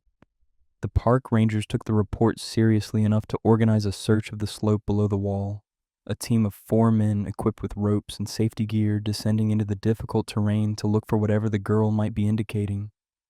They searched methodically, moving through the dense vegetation with machetes to clear paths, checking behind rocks and in natural depressions where something might be hidden or buried. They found it on the second day of searching, in a spot almost exactly aligned with where multiple witnesses had reported the girl pointing. A cluster of bones partially exposed by recent erosion, lying in a shallow depression that might once have been deliberately dug, but which had been filled in and covered by years of plant growth and soil movement. The bones were small, clearly belonging to a child, and they were arranged in a way that suggested a burial rather than an accidental death. Someone carefully laid out with their arms at their sides and their legs straight, though time and nature had disturbed the positioning. The police were called immediately, the area cordoned off as a crime scene, and forensic teams spent several days excavating and documenting everything they found. The bones were removed carefully, transported to a lab for analysis, and within a week, preliminary results confirmed what everyone had already suspected. They belonged to a young girl, approximately 7 to 9 years old at the time of death, and carbon dating, along with analysis of clothing fragments found with the remains, suggested she died sometime in the early 1990s, roughly a decade before her bones were discovered. Dental records and missing persons files were cross-referenced, a process that took weeks, but which eventually produced a match. The bones belonged to Chen Meiling, a girl who disappeared in 1992 while visiting Victoria Peak with her family, last seen playing near the viewing areas before vanishing without a trace. The case had been extensively investigated at the time, search teams combing the area for days without finding any evidence of what had happened to her, and eventually it had gone cold. Another unsolved disappearance that haunted her family and frustrated the investigators who'd worked it. Now, 10 years later, Meiling had been found, and the question of how she'd ended up buried on that slope and who had put her there became the focus of a renewed investigation that ultimately went nowhere. There were no witnesses after all this time, no physical evidence beyond the bones themselves, and no way to determine whether her death had been accidental or intentional, whether she'd fallen and been buried by a panicked witness, or whether something more sinister had occurred. The sightings of the girl on the wall continued after the bones were recovered and given a proper burial, which troubled everyone who'd hoped that finding Meiling's remains would bring closure and end whatever was causing the apparitions. The pattern shifted, though, became darker and more unsettling. Witnesses still reported seeing the child sitting in the same spot, still silent and motionless. But now when she pointed, it wasn't toward the slope where the bones had been found. Now she pointed directly at whoever was looking at her, her finger aimed at their chest or face, with a precision that felt deliberate and accusatory, and the gesture was accompanied by a sensation that multiple people described in remarkably similar terms. They said it felt like being seen, truly seen, in a way that was invasive and terrifying, as if the girl were looking not at their physical body but at something deeper, something essential and private that shouldn't be visible to anyone else. One man, a teacher named David who hiked the path regularly, said that when the girl pointed at him, he felt a wave of guilt so intense it nearly knocked him to his knees. A crushing awareness of every mistake he'd ever made and every person he'd ever hurt, even in small ways, all of it compressed into a single moment of unbearable judgment. He ran, didn't wait to see what would happen next, just turned and sprinted down the path until his lungs burned and his legs gave out, and he never went back to Mount Austin Road again. Couldn't even drive past the turnoff without feeling that same crushing weight settling over his chest. Others reported similar experiences, the girl's pointing finger acting as some kind of catalyst for overwhelming emotional reactions, guilt and fear and shame rising up from places they'd buried them, and forcing confrontation with things they'd rather not remember. A woman named Sandra saw the girl and found herself thinking about her sister, who died in a car accident 20 years earlier. An accident Sandra had always blamed herself for because she'd been the one driving and hadn't seen the other vehicle until it was too late. She'd carried that guilt silently for 2 decades, never speaking about it, never acknowledging how much it haunted her. But when the pale child pointed at her, all of it came flooding back with a clarity and intensity that made her physically ill, vomiting on the trail and then sitting on the ground crying for nearly an hour before she could pull herself together enough to leave. The park rangers started keeping a log of these incidents, noting patterns and trying to understand what was happening, and what emerged was a picture of something that wasn't simply a haunting in the traditional sense, but something more active and purposeful, a presence that seemed to be choosing its targets deliberately and forcing them to confront aspects of themselves they'd rather avoid. A psychologist was consulted informally, a friend of one of the rangers who had an interest in paranormal phenomena and who agreed to review the case files and witness statements. Her assessment was that the sightings could be genuine encounters with something non-physical, or they could be a form of mass psychogenic illness, people experiencing hallucinations triggered by stress and suggestion, their own subconscious minds projecting a figure that represented judgment or accusation. She noted that Victoria Peak had been the site of Mei Ling's disappearance and death, a traumatic event that had received significant media coverage at the time, and it was possible that people who were already feeling guilty or anxious about something in their own lives were encountering the story of the lost girl and processing it in ways that manifested as visual and emotional experiences. The explanation was reasonable and grounded in established psychological principles, but it didn't account for the specific details that remained consistent across witnesses who had no knowledge of each other's experiences. Didn't explain how people who'd never heard of Chen Meiling or her disappearance could see a girl matching her description in the exact spot where her bones were later found, already pointing to that location before anyone knew there was something there to find. The story spread through Hong Kong's hiking community, people warning each other about Mount Austin Road and advising caution or outright avoidance of that particular section of trail, and foot traffic decreased noticeably in the months following the discovery of the bones. The Park Service considered closing the area temporarily but decided against it, reasoning that official acknowledgement of the situation would only increase public interest and potentially make things worse. Instead, they increased ranger patrols and posted signs about staying on marked paths and respecting the natural environment. Generic safety messages that didn't reference the real reason for the enhanced presence. Lamb, the ranger who'd been working the area for years, admitted privately that he'd seen the girl himself once, years before Mei Ling's bones were found, back when he'd first started patrolling Mount Austin Road. He'd been hiking early one morning, doing a routine check of the railings and path conditions, when he'd spotted her sitting exactly where all the subsequent witnesses would report seeing her. He'd approached, concerned about a child being alone, and she'd looked at him with those flat, empty eyes and pointed, not at the slope, but at him, directly at him, and he'd felt something break open inside his chest, a flood of regret about his own daughter, who he'd neglected during her childhood, because he'd been too focused on work, too absent from her life during the years when it mattered most. She was grown now, distant and polite when they spoke, but never warm, never close. And he'd accepted that as the natural consequence of his choices.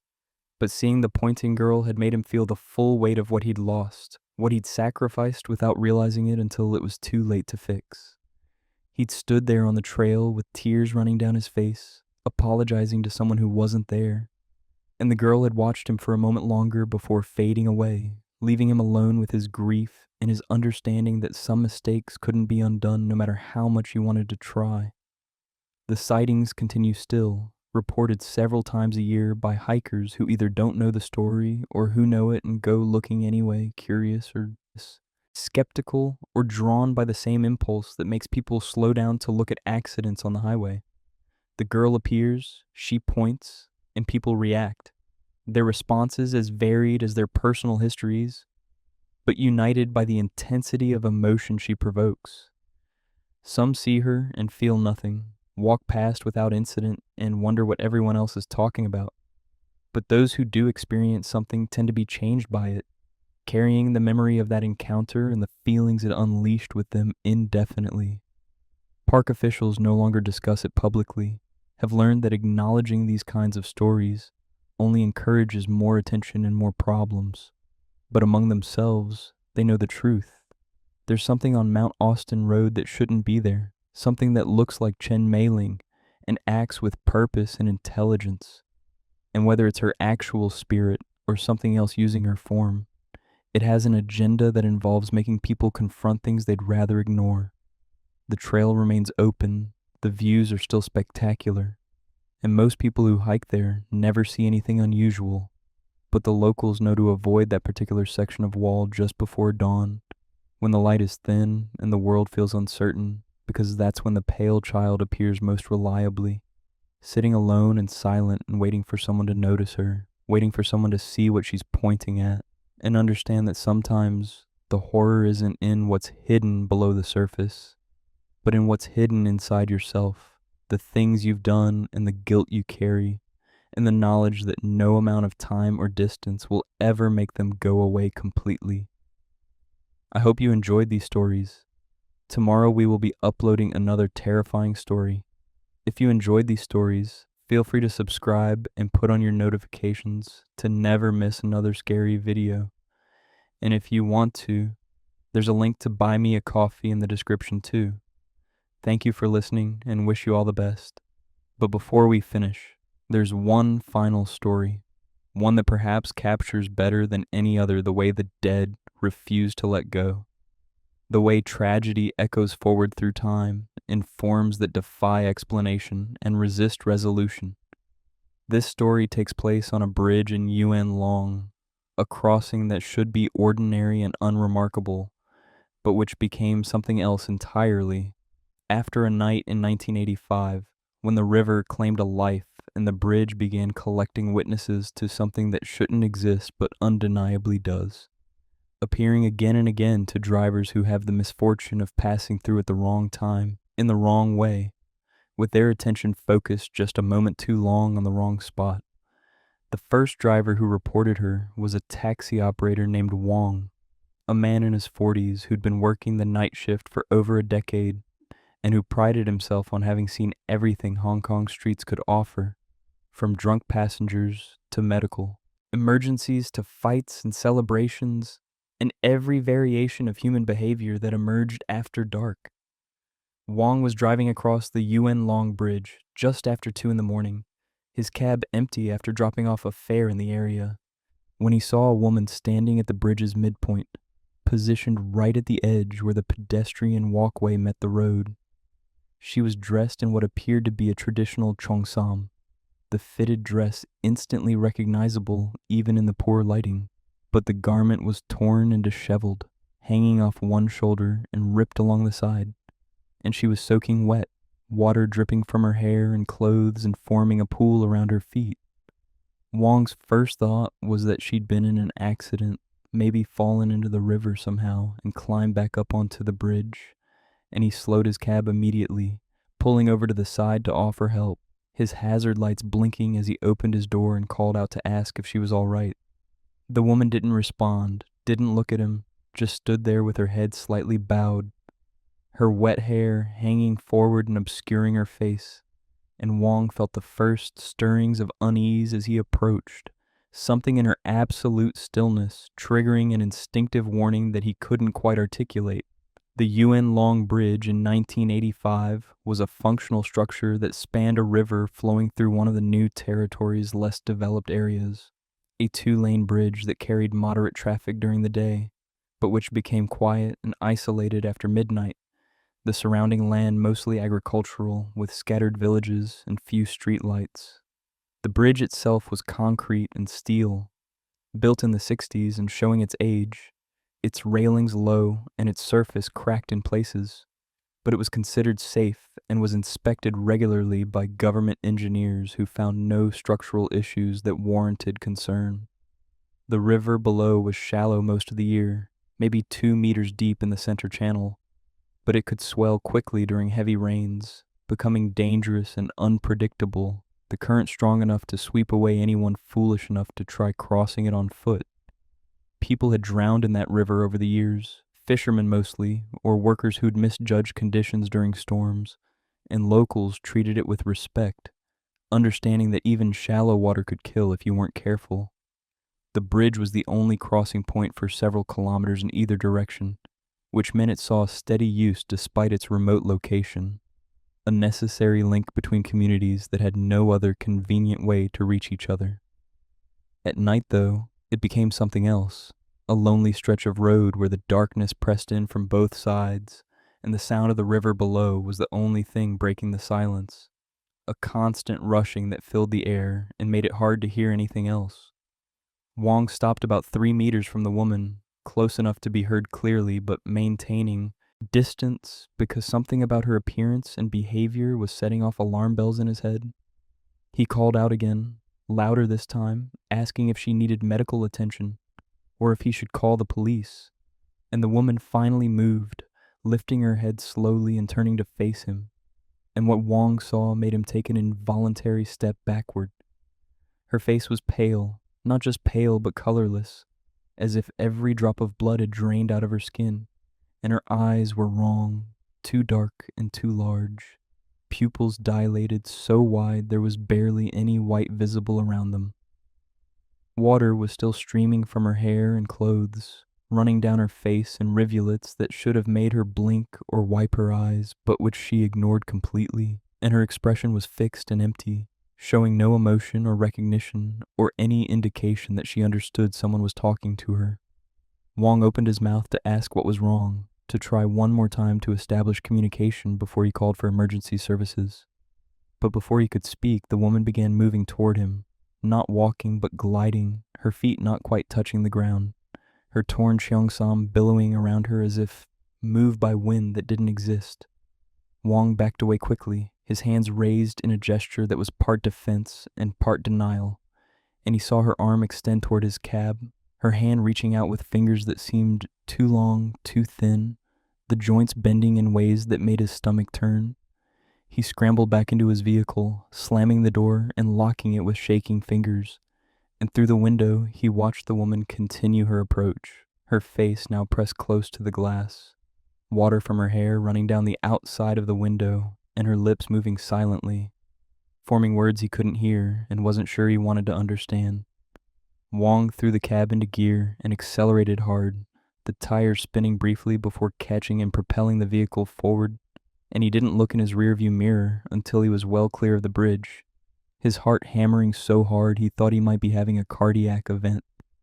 When he finally did look back, expecting to see the woman still standing where he'd left her, the bridge was empty, the roadway clear and normal under the scattered streetlights. No sign that anyone had been there at all. Wong drove straight to the nearest police station and filed a report, describing what he'd seen with a level of detail that convinced the officers he was sincere and genuinely disturbed. But when they sent a patrol car to check the bridge, they found nothing. No wet footprints or puddles, no woman in torn clothing, nothing to support Wong's account except his obvious distress and the physical evidence on his cab. The side window where the woman had pressed her face showed handprints, clear impressions of fingers and palms that were still dripping with water, and when the officers examined them closely, they noticed the water had an odd quality to it, slightly murky and carrying a smell that reminded them of stagnant river water, organic and unpleasant. The handprints vanished within minutes, the water evaporating far more quickly than it should have given the cool night air, and by the time someone thought to photograph them properly, they were already gone, leaving only streaks on the glass that could have been anything. Word of Wong's encounter spread quickly through the taxi and truck driving communities. People who worked nights and knew each other through radio networks and rest stops where they gathered to share information and gossip. Other drivers came forward after hearing Wong's story, admitting they'd seen something similar on the Yuen Long Bridge, encounters they'd previously kept quiet about because they'd worried no one would believe them, or because they'd convinced themselves they'd imagined it. The descriptions were remarkably consistent. A woman in a torn cheongsam, soaking wet, standing at the midpoint of the bridge and either remaining motionless or moving toward vehicles that slowed down. Some drivers reported that she'd appeared suddenly in their headlights, materializing in the middle of the road and causing them to brake or swerve. And others said they'd seen her on the pedestrian walkway and she'd turned to watch them pass, her face tracking their movement with an intensity that felt predatory rather than pleading. One truck driver named Cheung described how she'd floated toward his window exactly as Wong had reported, her hand extended and her expression blank, and he'd accelerated away so fast he'd blown through a red light at the next intersection and nearly caused an accident. Chung's truck showed the same dripping handprints on the passenger window afterward, visible for several minutes before vanishing, and he'd taken photographs this time, grainy images that showed vague impressions of fingers and moisture, but which weren't clear enough to prove anything definitively. The police investigated properly after the number of reports made it impossible to dismiss as coincidence or hysteria, interviewing witnesses and reviewing their records for any deaths or incidents on or near the bridge that might explain the sightings. What they found was a drowning from July 1984, roughly a year before the first reported encounter with the woman in the Cheongsam. A young bride named Liu Xiu Fong had disappeared on her wedding night, last seen leaving the restaurant where her reception had been held, heading toward a car that would take her and her new husband to their hotel. She never arrived. Her body was found 3 days later in the river below the Yuen Long Bridge, caught in debris near the bank, still wearing the red cheongsam she'd been married in, though it was torn and damaged from being in the water. The initial investigation concluded she'd fallen from the bridge accidentally, possibly leaning over the railing to look at something and losing her balance. But some aspects of the case hadn't made sense at the time and still didn't. She'd had no reason to be on the bridge that night. It wasn't on the route between the restaurant and her hotel, and no one could explain how she'd ended up there alone or why her new husband hadn't been with her, or immediately noticed she was missing. The husband had been questioned extensively but eventually cleared of involvement, his alibi checked and verified, and the case had been closed as an accidental death with no further action required. The revelation that Liu Xiu Fong had drowned near the bridge, wearing the same type of dress that multiple drivers now reported seeing, created an obvious connection that even the skeptical investigators couldn't ignore. The police consulted with Liu's family, informing them of the recent sightings and asking if they had any objections to the area being blessed, or if they wanted to be involved in any memorial arrangements. But the family was horrified and upset, asking why their daughter's death was being discussed again, and insisting that she'd been buried properly and should be at rest. They wanted nothing to do with the investigation and refused to acknowledge that the woman drivers were seeing could have anything to do with Liu, suggesting instead that it was someone playing a prank or that the drivers were inventing stories for attention.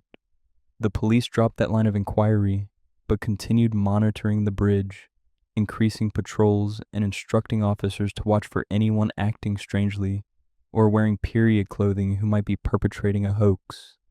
No one suspicious was ever spotted, no evidence of pranks or staging was found, but the sightings continued, sometimes weekly, sometimes with months of silence between incidents, following no predictable pattern.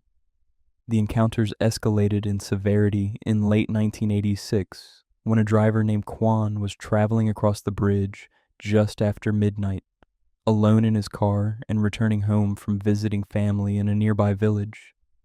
Quan saw the woman standing at the bridge's midpoint exactly as previous witnesses had described, and he made the decision to slow down and try to help her, believing she was a real person in genuine distress despite the stories he'd heard.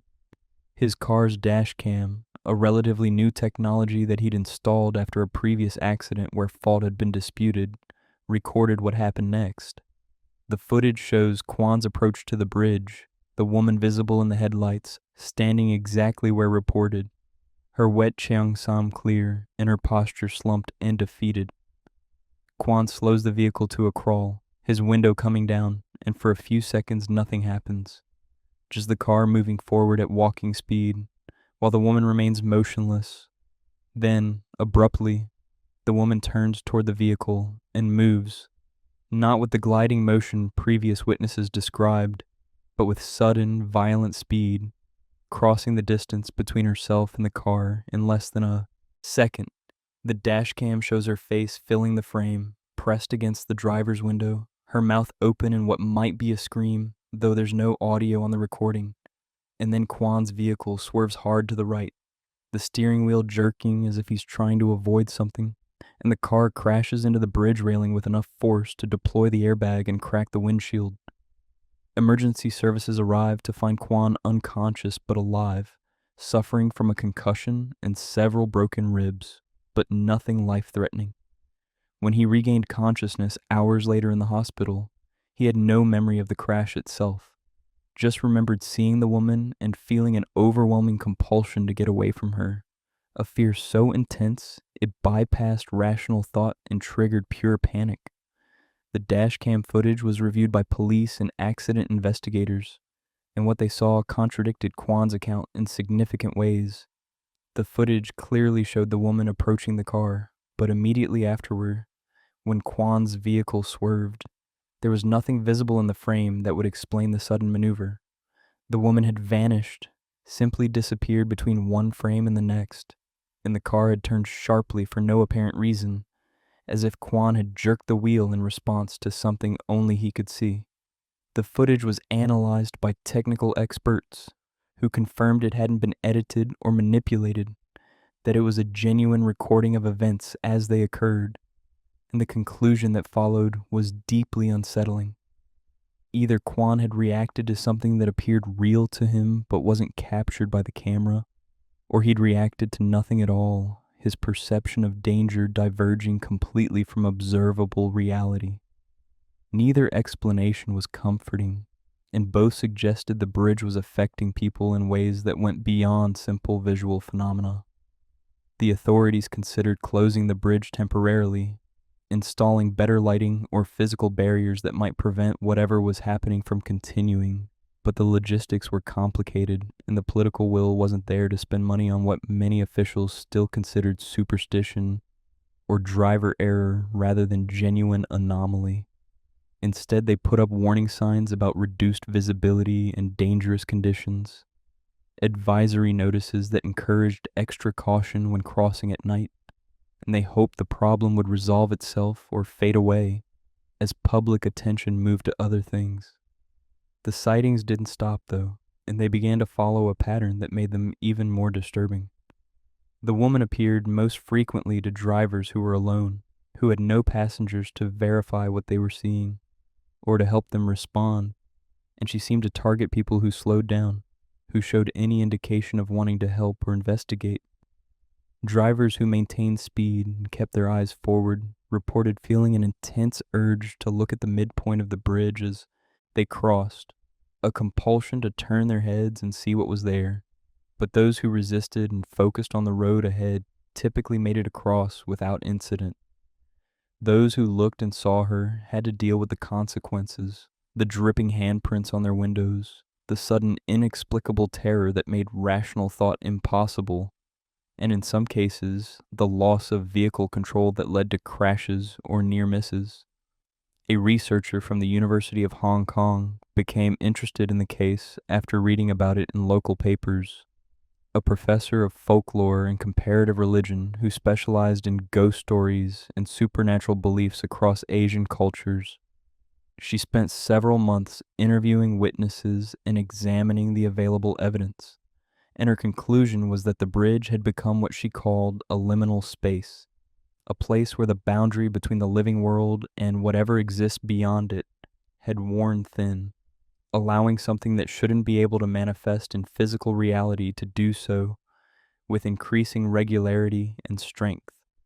She theorized that Liu Xiufeng's death had created the initial weakness in that boundary, her fear and confusion in those final moments leaving an imprint that persisted, and that each subsequent encounter with frightened drivers reinforced and strengthened the phenomenon, creating a feedback loop where the woman's presence became more solid and more capable of affecting the physical world. The professor suggested that avoiding the bridge entirely would eventually cause the manifestation to weaken and fade, starved of the attention and fear that seemed to sustain it. But trying to convince people to take a longer route or use alternate crossings proved impossible. The bridge was simply too convenient and too necessary for regular traffic patterns. The woman in the torn cheongsam still appears on the Yuen Long Bridge. Sightings reported regularly enough that locals have learned to expect them and warn newcomers about crossing after dark. The bridge itself has been renovated twice since 1985, the roadway resurfaced and the railings upgraded, but no amount of physical modification has changed what happens there in the small hours of the night when traffic is light and drivers are alone. Liu Xiufeng, if that's truly who the woman is, continues her vigil at the midpoint, standing where she was found, or where she fell, or where something worse happened that was never properly investigated or acknowledged. And she reaches out to passing vehicles with hands that leave impossible evidence of their touch before vanishing, as if she's trying to tell someone something, trying to make someone understand what happened to her and why she can't leave. Dash cams have captured her multiple times now, brief moments where she's visible before disappearing, and while some footage is dismissed as artifacts or visual glitches, the sheer volume of documentation and the consistency of witness testimony has made the Yuen Long Bridge a recognized location for paranormal activity, acknowledged quietly by authorities who no longer bother denying that something unusual happens there. Drivers who work the area have developed their own protocols for crossing, rules passed down informally through the community. Don't slow down. Don't look at the midpoint. Don't stop if you see someone who appears to need help. Keep moving and don't look back until you're well clear of the bridge and the river that flows beneath it, because if you break these rules, you might end up like Quan, waking up in a hospital with no memory of what happened and only the evidence of damage to prove it was real. Or worse, you might not wake up at all, might join Liu Xiufeng in whatever space she occupies now, trapped between life and death on a bridge that refuses to let tragedy rest and which continues to claim witnesses to something that shouldn't exist but undeniably does, appearing night after night in torn red silk and dripping river water, forever reaching out and forever denied whatever peace or justice or acknowledgement she's searching for in the faces of frightened strangers who have the misfortune of crossing her path. I hope you enjoyed these stories. Tomorrow we will be uploading another terrifying story. If you enjoyed these stories, feel free to subscribe and put on your notifications to never miss another scary video. And if you want to, there's a link to buy me a coffee in the description too. Thank you for listening and wish you all the best.